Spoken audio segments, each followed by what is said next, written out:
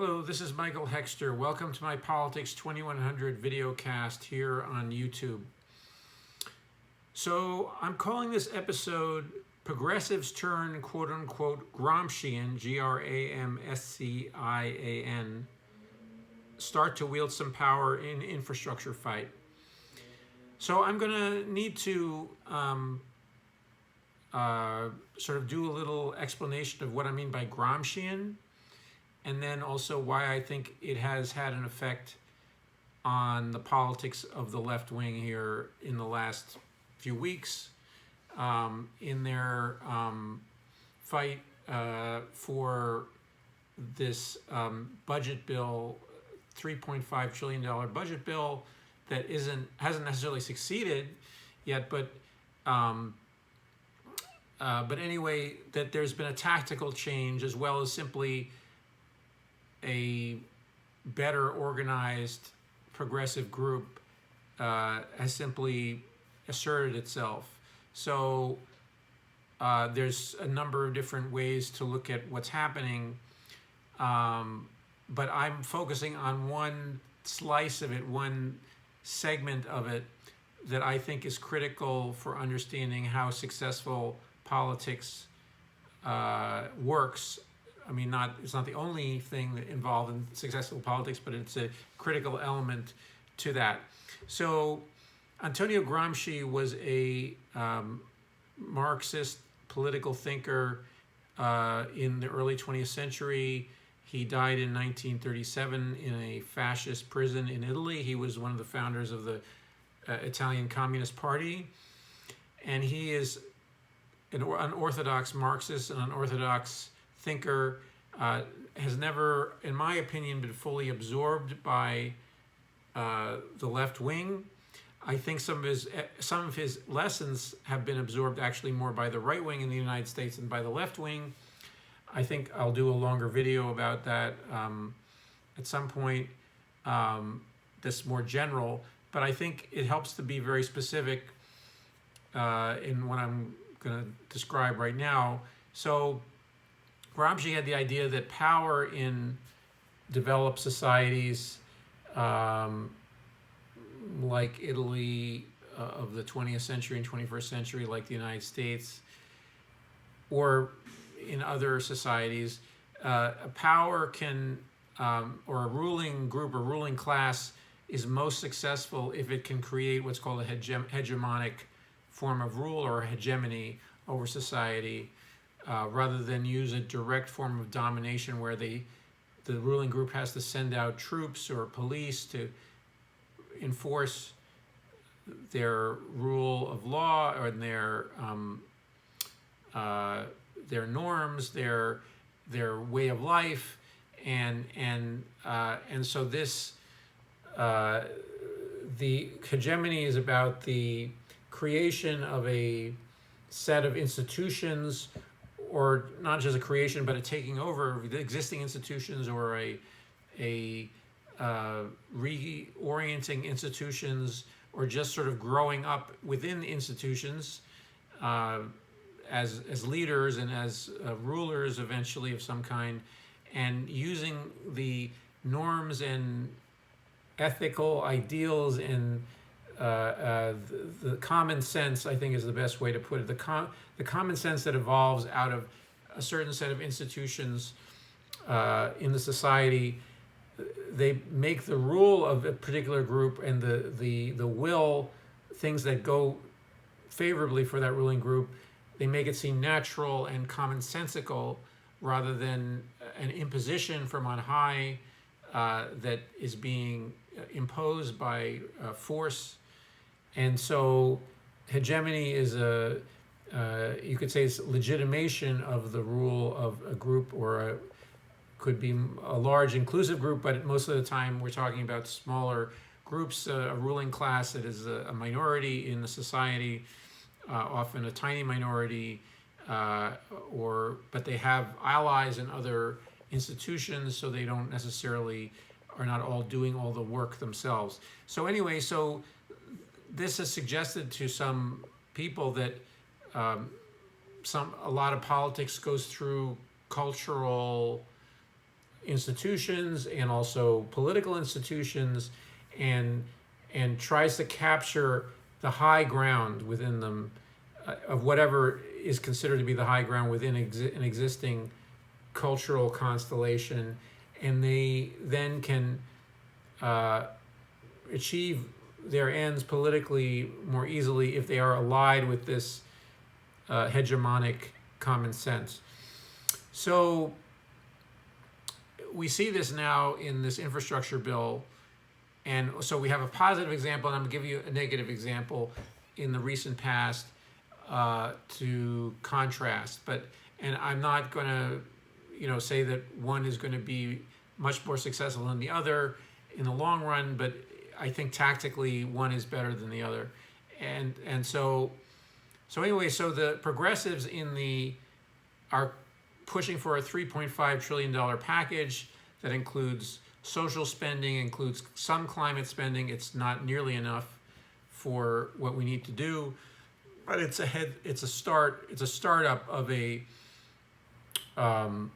government-led beefing up of social institutions that are lacking in our society, including institutions or programs that deal with our fossil fuel addiction, essentially, or fossil fuel overuse, and that lead to the destruction of our life world, our environment, the ecosystems that sustain us. So anyway, the way that the progressives have aligned themselves with Joe Biden. So Joe Biden, and they are saying that they are representing Joe Biden's program and the program of the Democratic Party, rather than making appeals to specifically progressive values that are appeal to a smaller segment of the population, or a less powerful one. I hate to say that, but a less powerful segment alone, so exclusively.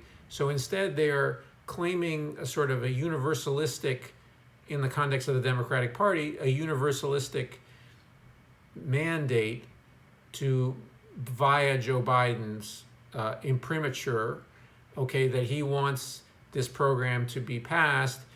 Now, it's not entirely clear that he wants, because he allows the filibuster to remain in place, that he's an institutionalist himself in a way that is very troubling. But certainly, progressives are taking something that he has said that he wants and running with it, and creating and placing themselves in a hegemonic position with regard to this particular fight within the Democratic Party, and not within the society as a whole necessarily, but more so because Joe Biden did win the presidency. He won lots of votes, and he as a figurehead, and as there's a lot of comfort among many people in the Democratic Party with Joe Biden. I don't necessarily have that comfort with him, but I've also been somewhat pleasantly surprised by him as president, even though I have many criticisms of him as president as well. So it's a mixed bag in every sense with him. But in any case, progressives are, in this particular setting, running with his professed ambitions.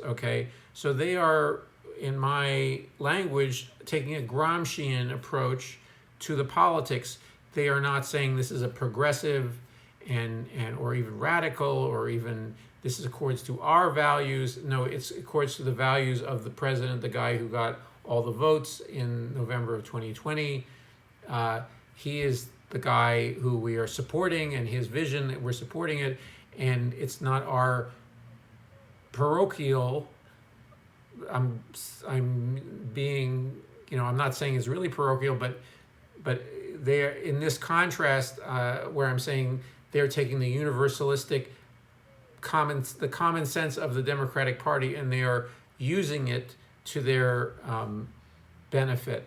And there are limits to doing that as well, because, if you wax too poetic about Joe Biden's vision and Joe Biden suddenly says something else, or he is playing along with this to some degree. He's not undermining them. He could undermine them, and he's not entirely undermining them. He's doing some little things that are not conducive to helping them by,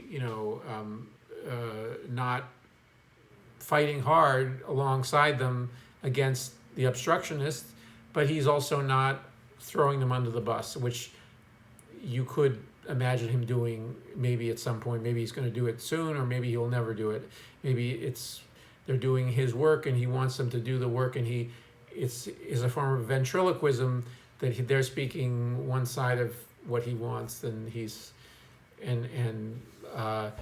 anyway, but at least they are at the moment able to create this hegemonic within the context of the Democratic Party. It's not hegemonic in our society as a whole, but within the context of the Democratic Party, a strategy that adopts the language of the party and the value system of the party to put forward a slice of their own values, and it would be quite a victory if they're able to get that through and succeed. And this is happening right now, and it's happening.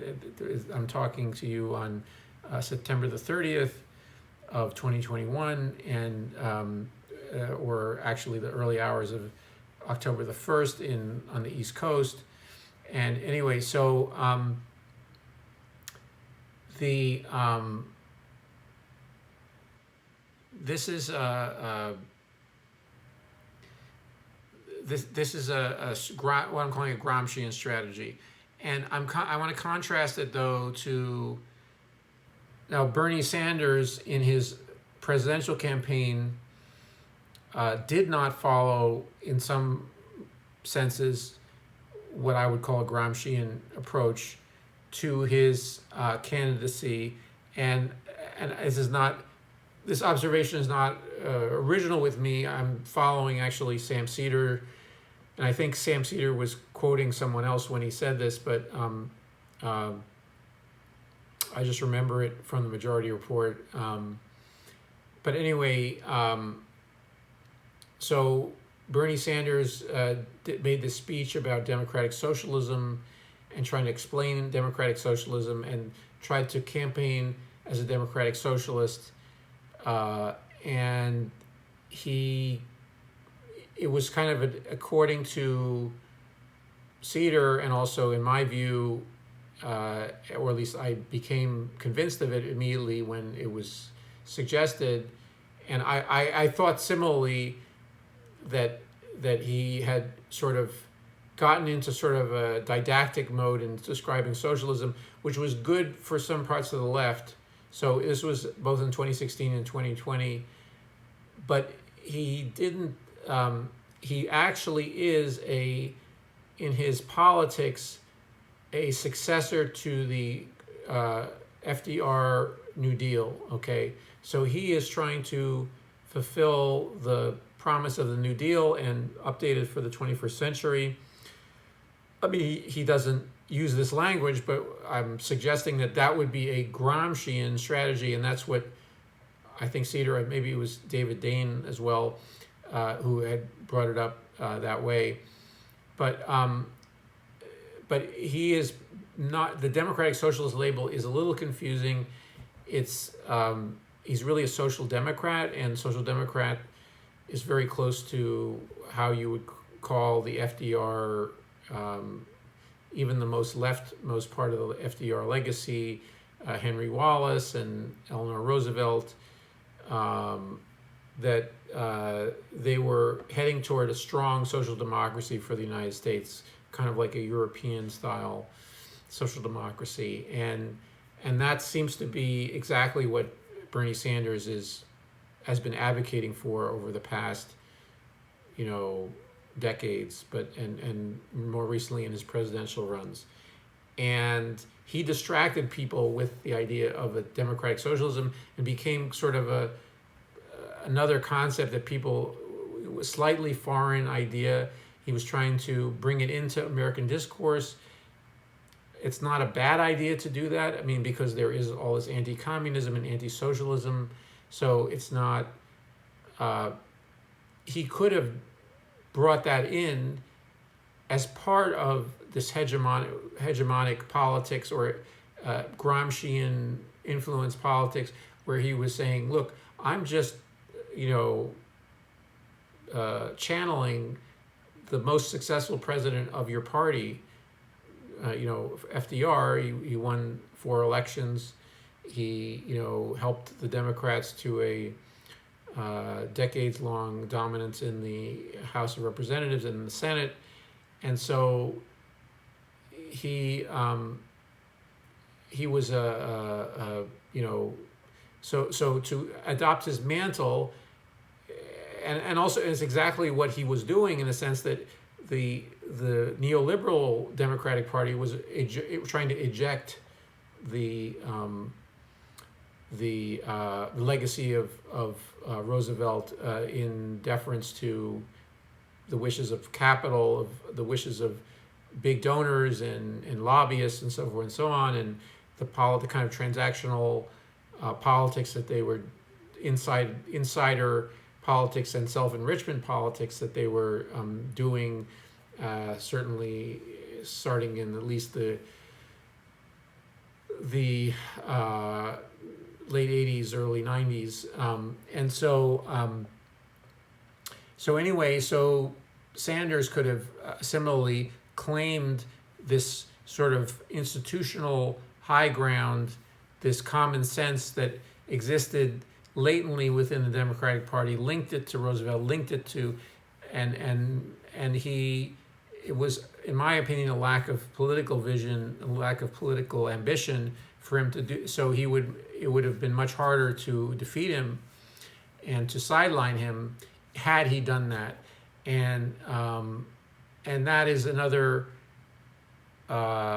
reason why, I mean, he's not a very good Gramscian, okay, in that way, and doesn't have as keen a sense of how power works as he, I think, should have as a longtime politician, with big ambitions, because he does have big ambitions. So anyway, so I think, maybe I should do a video that's specifically about Gramsci more, but I think this is a good way to introduce him, because it shows you what I think is the practicality of thinking in a Gramscian way about politics.